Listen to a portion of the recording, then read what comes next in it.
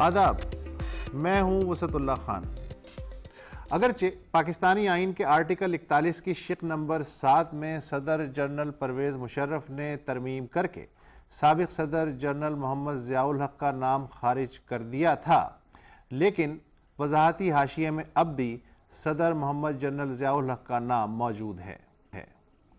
اطلاع یہ ہے کہ 18ویں آئینی ترمیم کے مسودے میں یہ تجویز ہے کہ آرٹیکل 41 کے حاشیے سے بھی ضیاء الحق کے نام کے ساتھ لگے ہوئے صدر کے عہدے کو ہٹا دیا جائے اور صرف جنرل ضیاء الحق رہنے دیا جائے۔ تو کیا اس علامتی اقدام سے ضیاء الحق کے سیاسی، آئینی اور سماجی ترکے پہ بھی کوئی اثر پڑے گا، جس کے اثرات آج بھی قدم بقدم پاکستان پہ سایہ فگن ہیں؟ یہی ہے آج کا بنیادی موضوع۔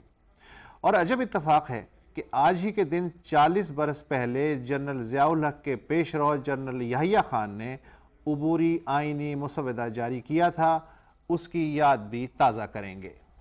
سوال یا رائے کی صورت میں گفتگو کا حصہ بننے کے لیے ہمیں 0800 14455 پہ کال کیجئے، لیکن اس وقفے کے بعد۔